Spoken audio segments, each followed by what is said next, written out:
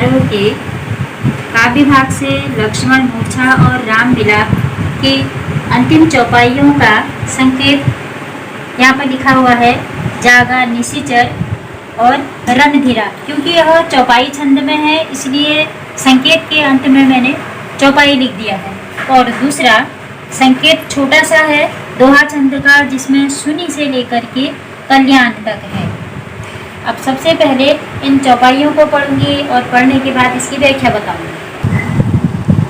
जागा, निशिचर देख कैसा मनहु, काल देह धरि वैसा, कुंभकर्ण बूझा कहूँ भाई, काहे तव रह मुख रहे सुखाई। अब रावण के जगाने पर कुंभकर्ण जाग गया और वह कुंभकर्ण जाग करके उठ बैठा। वह कुंभकर्ण ऐसा लगता था मानो काल ही स्वयं शरीर को धारण किए हुए है। मनहु काल देह धरी वैसा, देह मन शरीर। कुंभकर्ण बूझा कहूँ भाई, काहे तब मुख रहे सुखाई। कुंभकर्ण ने अपने भाई रावण से पूछा, कहा कि हे भ्राता, तुम कहो क्या कहना चाह रहे हो। इस प्रकार तुम अपने मुंह को क्यों सुखाकर मेरे सामने खड़े हो। अपने भाई के कष्ट को कुंभकर्ण समझ गया था, इसीलिए उसने कहा कि हे भाई, तुम अपने मुंह को इस प्रकार क्यों सुखा रहे हो, अर्थात क्यों दुखी हो। कथा कही सब तेहि अभिमानी, जेहि प्रकार सीता हरियाणी। उस अभिमानी रावण ने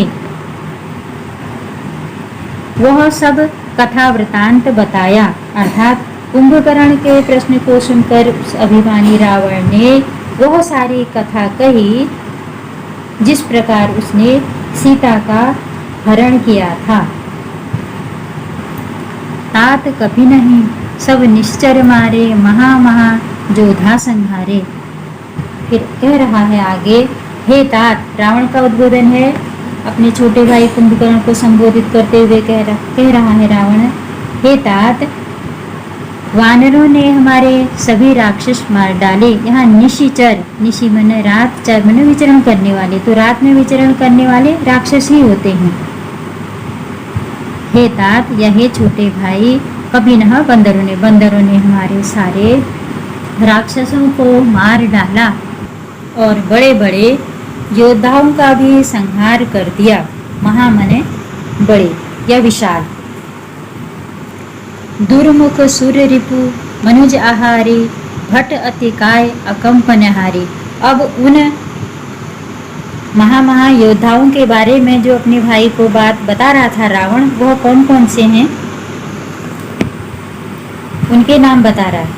वो कह रहा है कि सुर रिपु, सुर रिपु मतलब सुर मना हुआ, देवता रिपु मना शत्रु, देवताओं का शत्रु और मानवों को खाने वाला।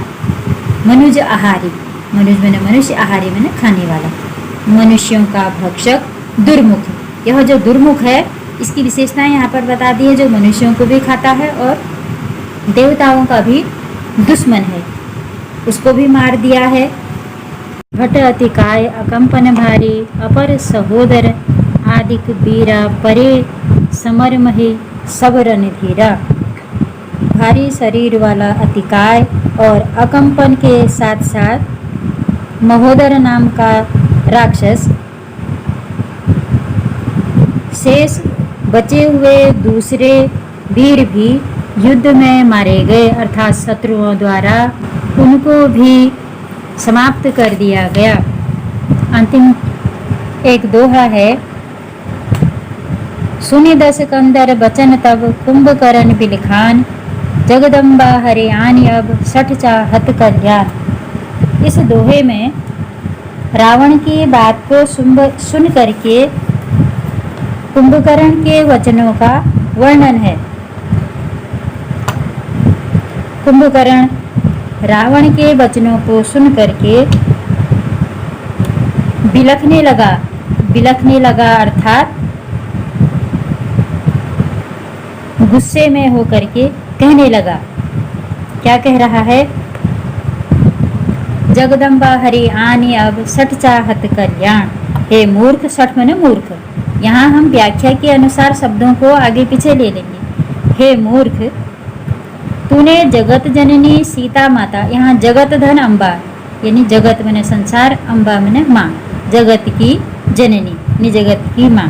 हे मूर्ख, तूने जगत जननी सीता का अपहरण कर लिया और उनका अपहरण करने के बाद तू अपना कल्याण चाहता है। अर्थात हे रावण, संसार की माँ का अपहरण करके तेरा कभी कल्याण नहीं हो सकता है। अब इन चौपाइयों और इन एक दोहे में शिल्प सौंदर्य इस प्रकार है। कविता की भाषा अवधि है। यहाँ यानी इन चौपाइयों में करुण रस है और आगे दोहों में वीर रस है। शैली प्रवाहमयी है।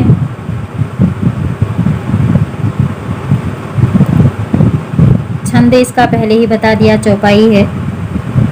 और इसके अब अलंकार हैं। कविता में पूर्ववत वर्णों की आवृत्ति से अनुप्रास अलंकार है।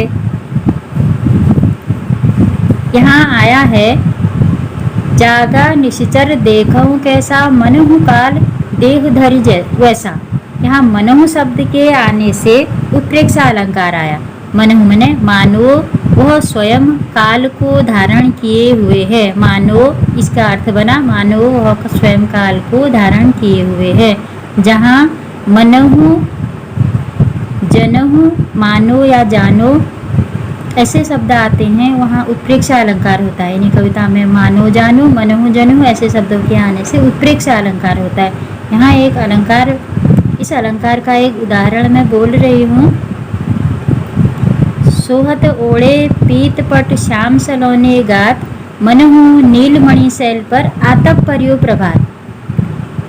तो यहाँ मनहु शब्द आने से उत्प्रेक्षा अलंकार आया, जो अभी मैंने उदाहरण बोला कि श्री कृष्ण ने जो पीले रंग के वस्त्र पहने हैं वह ऐसे लग रहे हैं मानो प्रातःकालीन सूर्य की किरणें किसी नीले रंग के पर्वत पर पड़ रही हैं। ऐसे ही यहाँ भी उत्प्रेक्षा अलंकार है। फिर दोहे में वर्णों की आवृत्ति जहाँ हुई है वहाँ सिर्फ अनुप्रास अलंकार है।